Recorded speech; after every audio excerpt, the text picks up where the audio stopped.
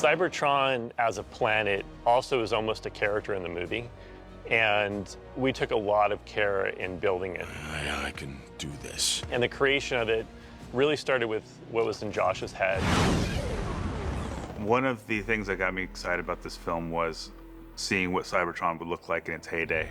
Did not want it to just be a big gray ball in the sky. It's a world like we've never seen it before. No, we've never seen Cybertron this way before. In the past, Cybertron has really been looked at as a very sort of metallic and in somewhat cold-feeling place. Typically, what we've showed of Cybertron in the past has been sort of a limited palette because it's a society that's crumbling, it's very metallic, it's kind of dark. This is a time period where the planet is in its full sort of glory, if you would. So it allowed really a full use of your imagination, both visually and also stylistically. We pulled together a ton of reference, just different color palettes, photographs of different types of metal, all sorts of things that could be an inspiration. So we really used a lot of research of minerals and metals that are colorful as our inspiration. And we hired Jason Shire, our production designer. Jason just dove into that and started painting, and he's an amazing painter, and he paints so fast. And Jason and his crew created a vision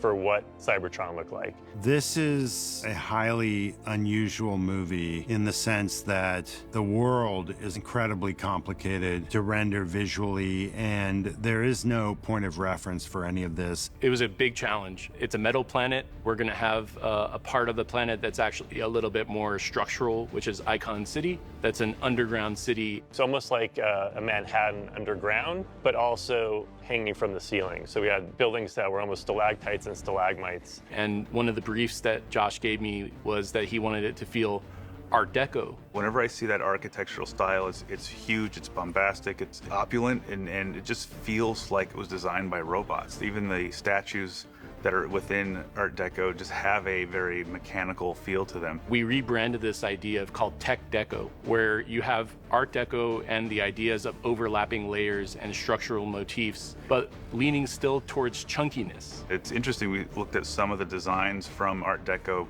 from the 20s and 30s and actually lined up almost perfectly with how the design aesthetic of Transformers naturally is. So if you look at the 80s cartoons and looking at Icon City, things have a chunk to them. So we called that Cybertronian chunk. And actually one of the briefs that Josh gave me was, let's make everything feel stable in Icon City. The only thing we'll be moving is the Transformers and the Transformers vehicles and trains, and that's it. But once we get to the surface, the world is alive. What is it? It's not metal. It's like some kind of weird nature. It's weird. So are they. You know, the idea of organic life, that things could have traveled across the stars and found their way to Cybertron and created, you know, a planet that had that type of diversity. The mixture of robotic and organic, I think, is a wonderful part of this movie. When we first see the surface, the actual surface of the planet is polymorphing and sort of changing and bending in shape. And that was a delicate dance with our partners at Industrial Light and Magic, where we were asking them, is it possible to slide, you know, planes on top of each other to have rocks feel alive and sort of have this like polymorphic shape? I am speechless.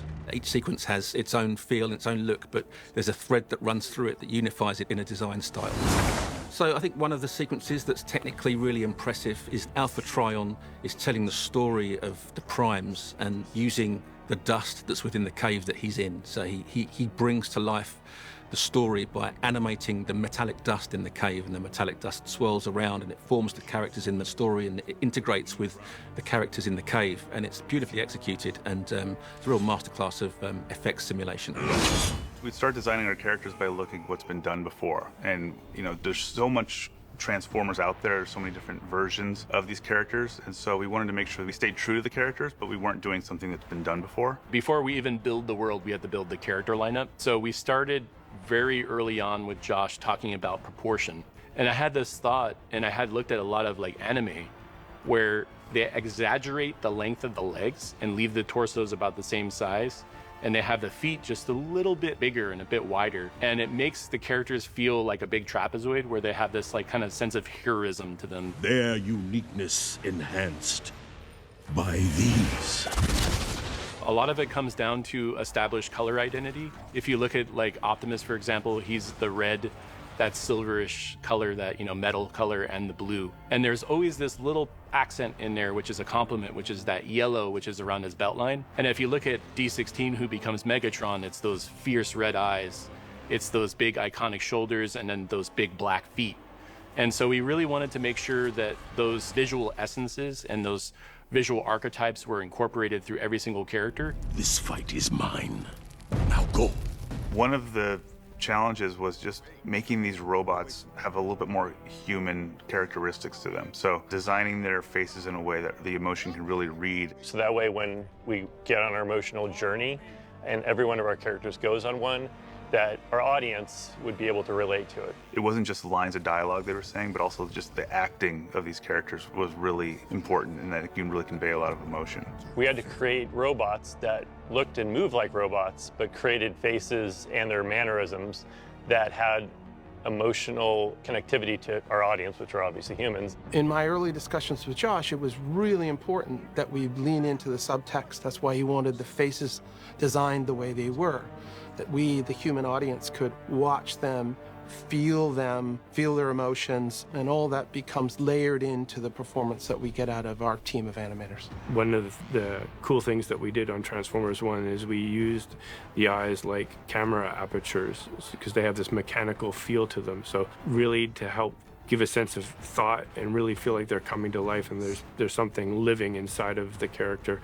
We did a lot of like rolls and opening and closing of shutters just to make it feel like you could get a sense that the character was thinking. You are no-cog bots with limited options. Report to waste management immediately. So at the beginning of the film, our leads, they're down in the mines all the time. So they've got a lot of scratches on their paint, they're rusty, they've got dents and damage. All the little details that are so much fun to design. So at the very beginning, they're not, you know, Transformers yet. They don't have cogs. Through their journey, they get the opportunity to get a transformation cog. And then their shapes become more edgy. They start to get more angular, a little stronger. And more traditional back to their Generation 1 cartoon version. And also, the other thing I was thinking about is in their surfacing. We're in a metal world, and once they go from minor to this like alt version, when they get their transformation cogs, they should feel like brand new cars. It's almost like they're being reborn. And so their paint is brand new, and they just have this look to them, this sheen, and the light hits them differently. You can even see like the fleck in the paint and everything. Their paint became more metallic. It gets shinier. They feel like they're right off the showroom floor. We have cogs. We can transform now. That's right. Everyone ready? I was born ready. One of the big challenges was, what do these characters look like when they're vehicles and not on Earth? They can't turn into human trucks or human cars when humans don't even exist yet. So we looked at the original design that they would turn into and did a Cybertronian version of that. So it still has the feel of what you know and what you remember watching the original cartoon, but it is on another planet. We have an opportunity to do something totally different with this film. Being on Cybertron, which is all made of metal, and in space, no humans, so it needed to have something that just felt different from what we've seen. So that's new. I'm sorry, what is happening? It just became kind of what feels right, what's going to be the best things to support our characters and support the story. And we ended up on this look that I'm thrilled with. Here, all are truly Autobots. I am Optimus Prime.